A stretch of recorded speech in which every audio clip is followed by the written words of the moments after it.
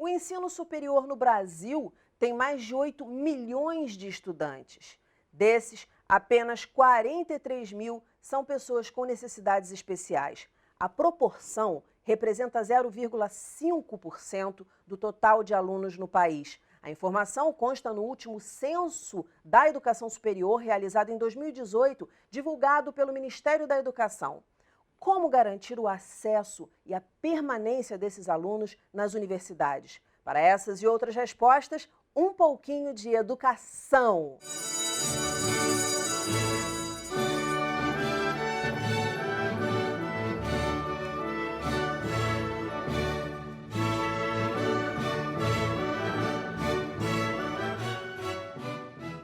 Minhas convidadas são a coordenadora de Inclusão e Diversidade da Universidade Federal do Paraná, doutora em Educação pela USP, pesquisadora na área de Inclusão Educacional, professora Laura Sereta Moreira.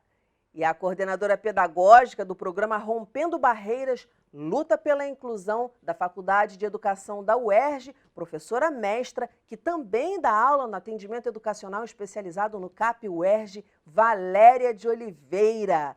Muito bem-vindas ao programa.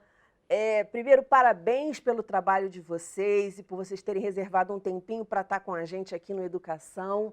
E a minha primeira pergunta é: quais são as principais políticas públicas, as mais marcantes, que garantem esse ingresso e a permanência de estudantes com deficiência no ensino superior? Eu iniciaria dizendo, primeiro agradecendo novamente, né, o convite e a alegria de estar aqui com você, Daniela, com Valéria também. No Brasil, a gente não tem problema de legislação quanto às pessoas com deficiência. Nossa grande questão é a legislação vigorar, ela de fato acontecer. Então, desde a década de 90, o Brasil tem sido signatário de várias conferências, que se tornam decretos no Brasil. Nós temos DGLDB, né? Temos, então, uma série de leis, de aportes teóricos que colaboram para a inclusão como um todo. No ensino superior, particularmente, desde a LDB, quando fala de transversalidade na educação especial, ela está dizendo que essa educação deve passar por todos os níveis e etapas. Portanto, ela congrega também o ensino superior.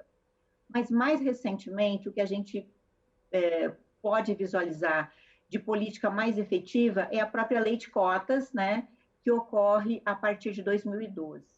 Nós já tínhamos a lei de cotas anteriormente, só que era destinada a estudantes negros e indígenas. E acaba, então, a partir dessa data, congregando também estudantes com deficiência. É importante também dizer que várias instituições já tinham nos seus regimentos políticas de cotas ou então de vagas preferenciais. Nós, na Universidade Federal do Paraná, desde 2008, então, bem antes. E certo. Agora, minha colega Valéria pode complementar. Sim. Então, acho que eu vou pegar o gancho da questão da reserva de vagas, que foi muito importante, de acordo né? com as foi um pesquisas. Foi um avanço no âmbito legislativo muito importante. Sim. E na UERJ, nós fomos pioneiros com a questão da reserva de cotas, que na UERJ funciona desde 2003. E em 2004 para 2005 já tínhamos as cotas para pessoas com deficiência.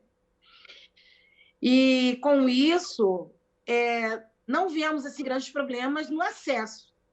Mas a inclusão não se trata somente de acesso. A gente deve garantir a permanência e conseguir com que essas pessoas cheguem ao final do curso.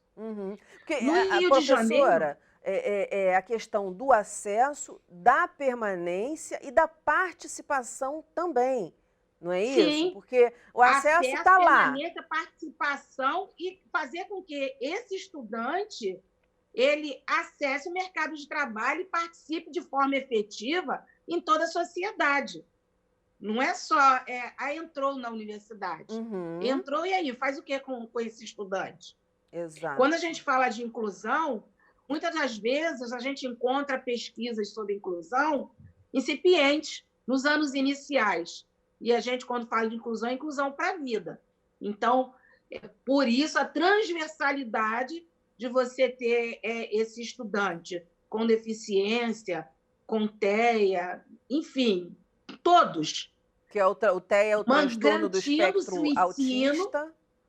sim, e garantir o ensino, desde toda a educação básica, nível superior, e as pós-graduações também.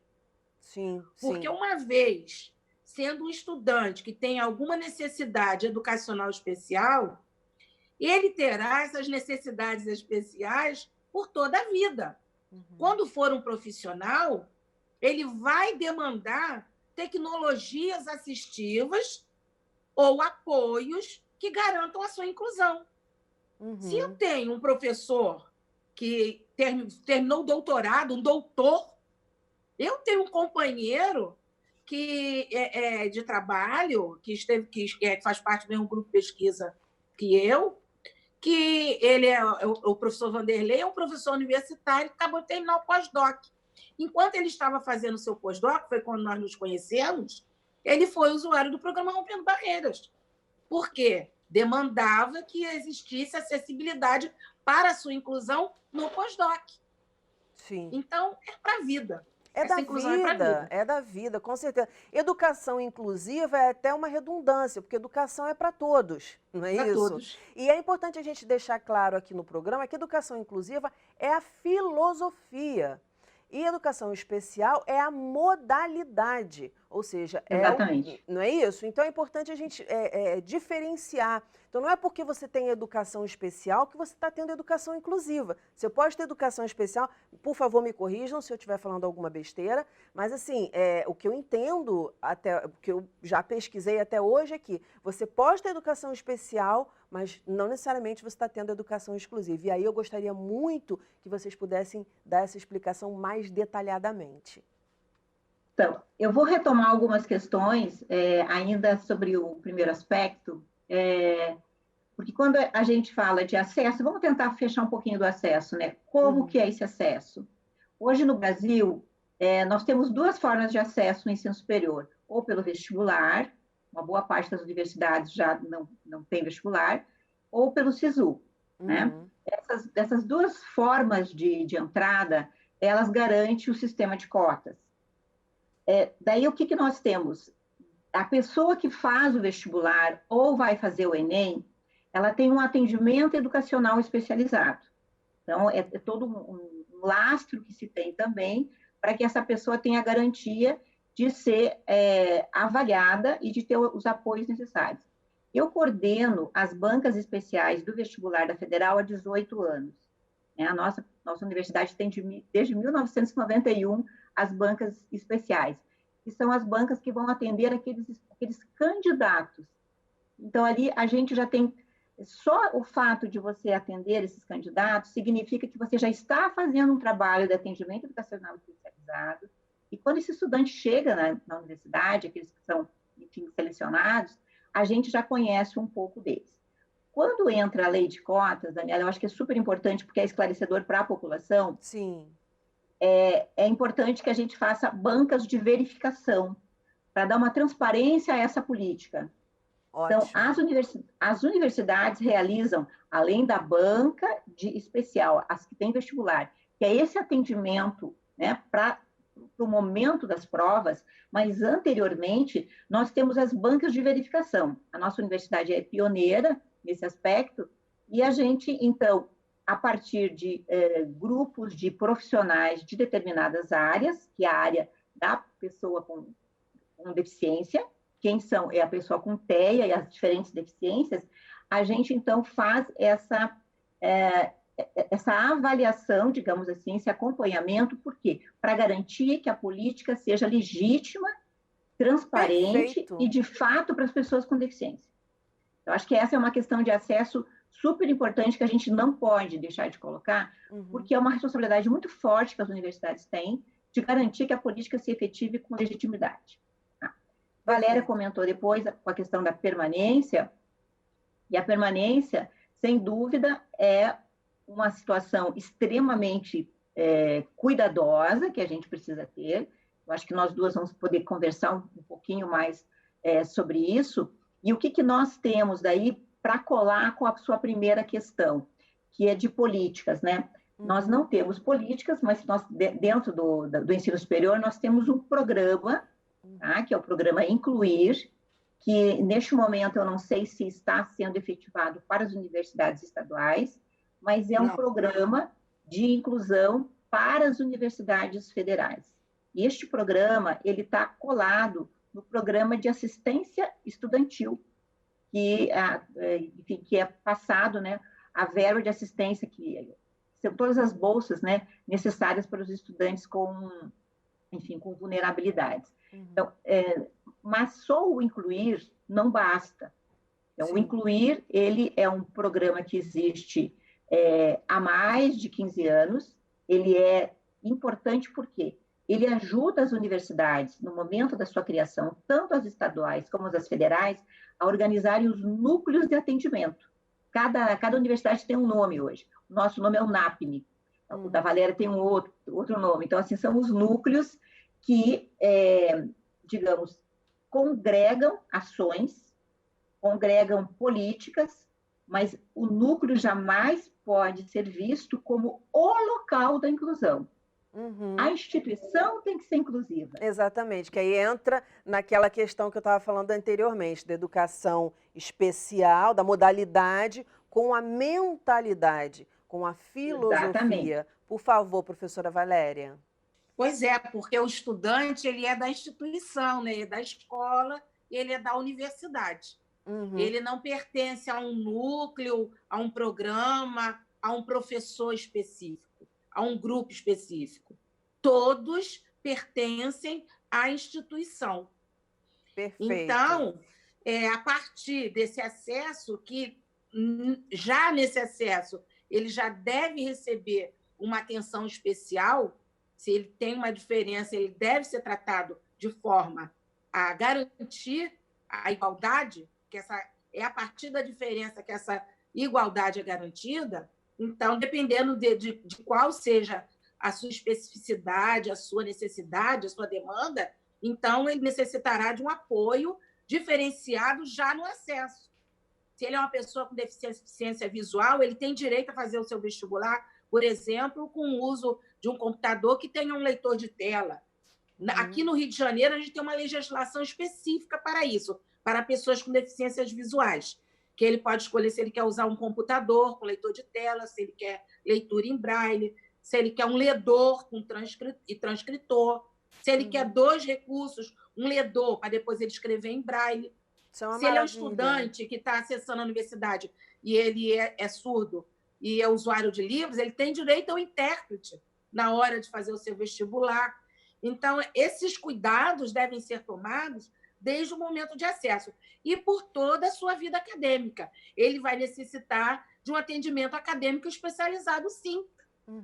O que não exclui ele do resto do grupo e do resto da instituição. O que eu gostaria de discutir com vocês é o seguinte: a gente falou desse acesso mínimo de 0,5% no ensino superior. Isso ocorre por quê? Já que a gente tem legislação, né, nós temos aí profissionais nas universidades pesquisando, capacitados, comprometidos com a educação inclusiva. O que ocorre? O problema começa lá na base? Começa Exatamente. Na educação básica? Certamente, isso. Né, Laura? Nós tínhamos dados aqui no Paraná que apenas 0,2% dos alunos concluem o ensino médio. Então, o que a gente observa com relação aos atendimentos que os alunos da rede pública, sobretudo, usufruem?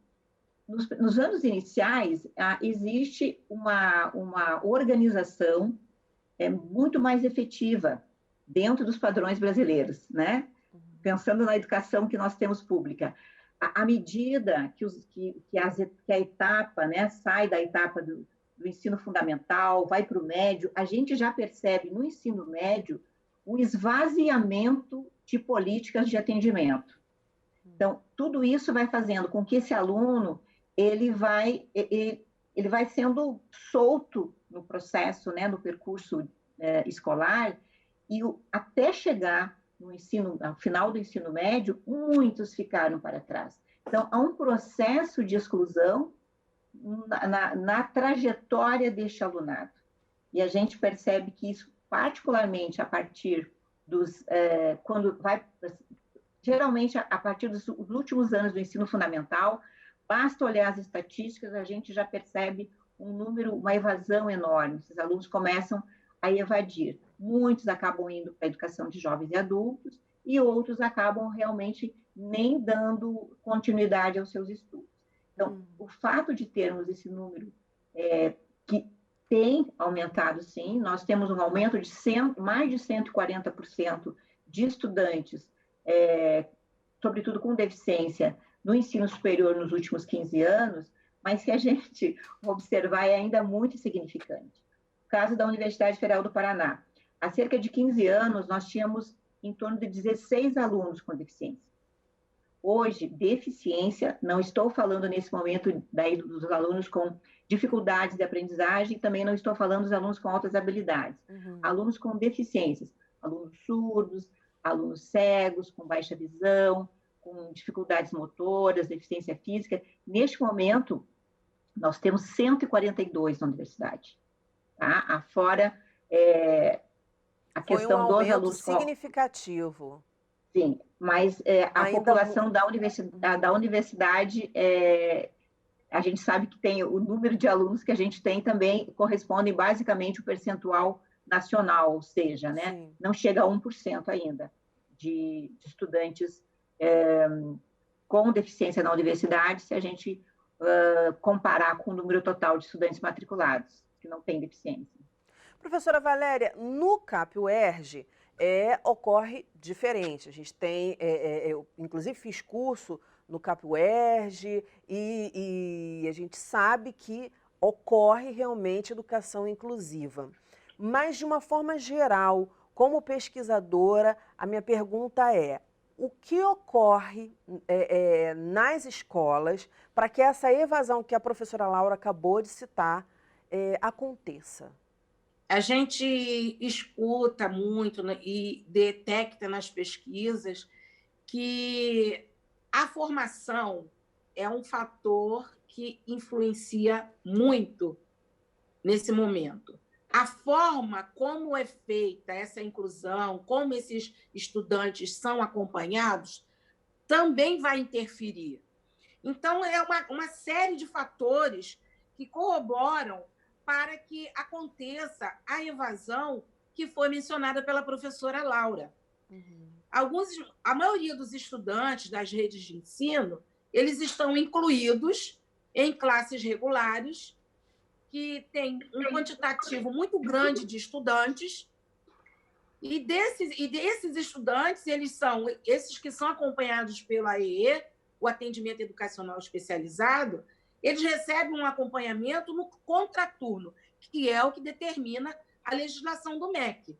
Só para explicar para o pessoal que está em casa, contraturno é um turno diferente do turno um turno comum, diferente do que ele estuda.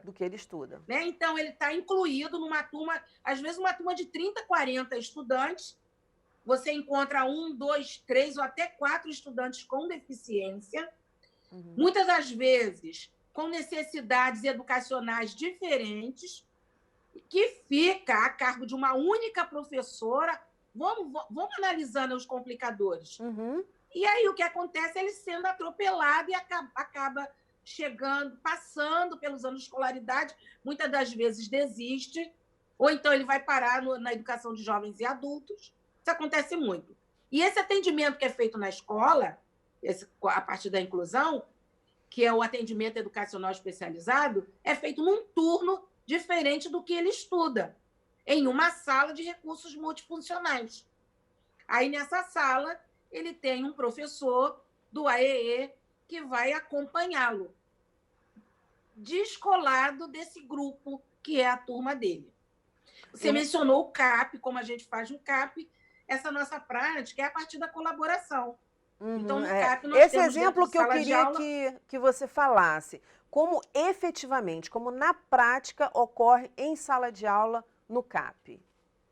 No CAP, a gente trabalha com o atendimento educacional especializado a partir da colaboração, o ensino colaborativo, que muitos também chamam de bidocência.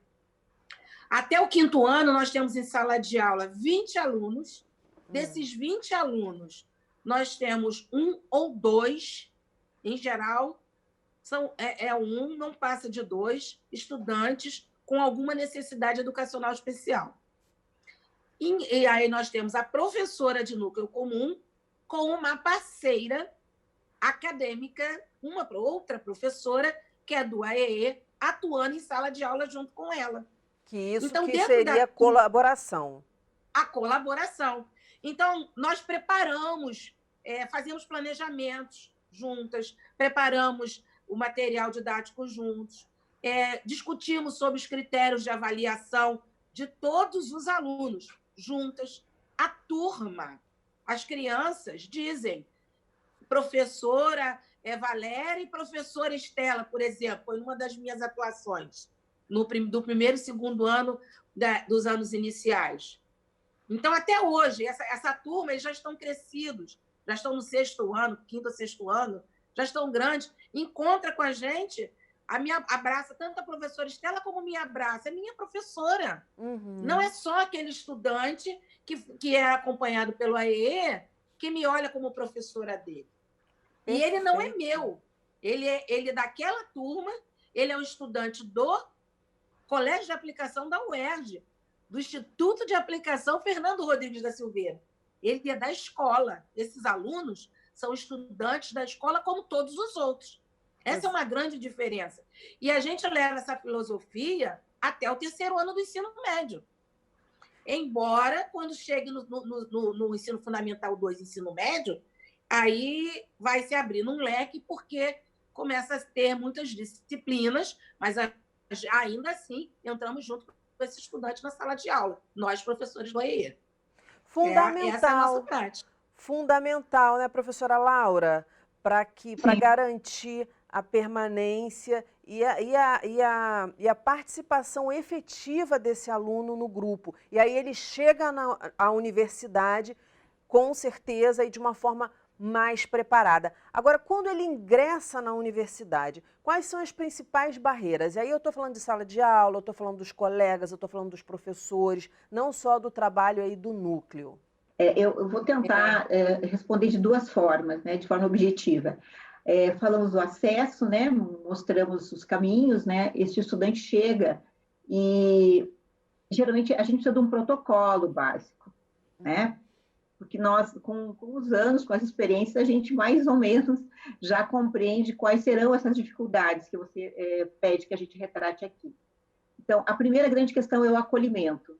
Então, a gente tem um acolhimento para esse estudante, a gente recebe, entrevista, passa por uma avaliação, solicita que ele nos encaminhe toda a documentação que ele tem, pregressa, para que a gente possa compreender o quadro desse estudante.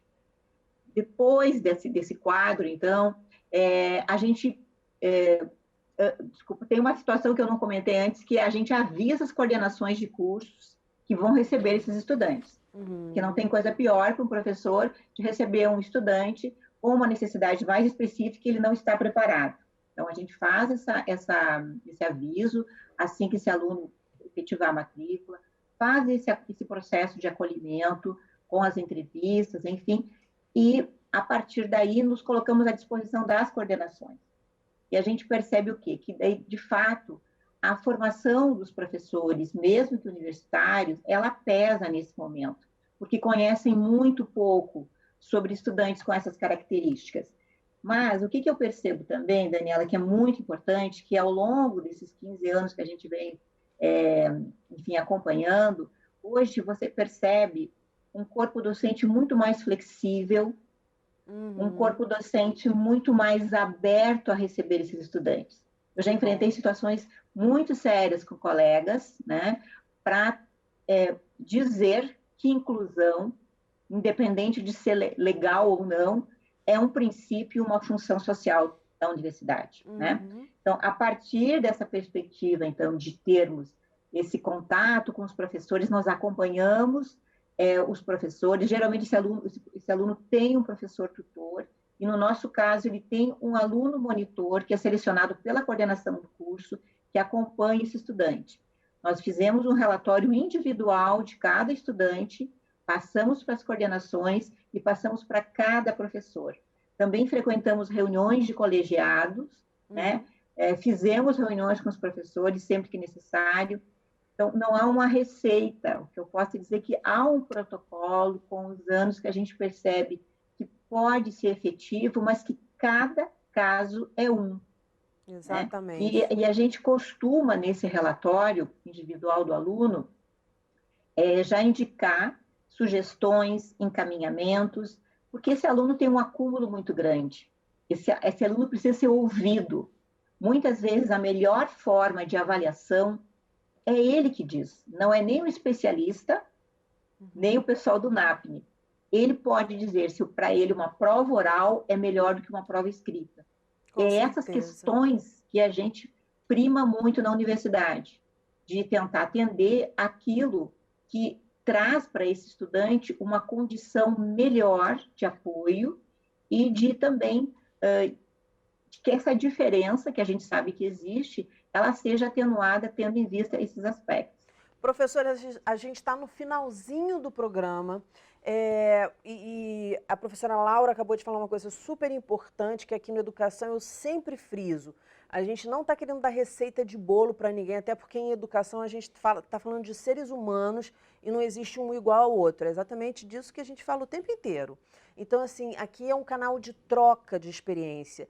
E as trocas que tivemos hoje, tanto com a professora Valéria, lá em relação ao CapUERJ, a gente falando dessa questão toda que tem que começar lá na base, no ensino colaborativo, que também, né, professora, acho que vai concordar comigo, não só entre as duas professoras, mas com o resto da turma, estimulando isso com o resto da turma, porque muitas vezes os pais pensam, porque na turma do meu filho tem um coleguinha com necessidade especial, nossa, vai atrasar a turma.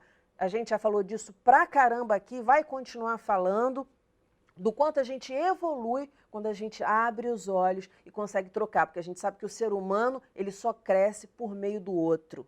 Então, e as experiências também da professora Laura na Universidade Federal do Paraná, quero agradecer muito, eu acho que serve de modelo para muitas pessoas que estão assistindo a gente, falar assim, poxa, se eles podem, a gente também consegue fazer isso, porque legislação a gente tem. O que a gente tem que ter, acho que é debate e consciência a respeito dos direitos de todos nós. Muitíssimo obrigada pela participação. Queria saber se vocês gostariam de deixar algum recadinho agora no final. A gente tem um minutinho. Um minutinho, tá? Eu gostaria de dizer que, nesse momento, que todas as instituições foquem na questão da e-acessibilidade, que é a acessibilidade eletrônica, que tenha um olhar muito peculiar para as questões, os tratados internacionais sobre acessibilidade na web. Porque hoje o que está sendo posto diante da condição do Covid é a necessidade do ensino remoto. E nós, na UERJ, já estamos cuidando disso. Né? Então, eu oriento para que todas as instituições estejam atentas. Porque existe né, esse tratado. Exatamente. E existem formas de fazer. E mesmo que elas não existissem, elas teriam que ser criadas, porque é tentando que a gente consegue encontrar caminhos. Gente, muito obrigada. Eu gostaria de falar muito mais sobre essa questão também, tendo em vista o momento que a gente está passando, mas o nosso tempo voa, porque quando o papo é bom, quando é interessante, é assim mesmo. A gente pisca o olho a gente e agradece já acabou. A participação. Muito obrigada, Dani. Até a próxima. Até a próxima. O nosso programa fica por aqui. Na segunda-feira que vem tem muito mais às 9 horas da noite. Educação, se você não se envolver, não rola. Momentos de paz. E até lá.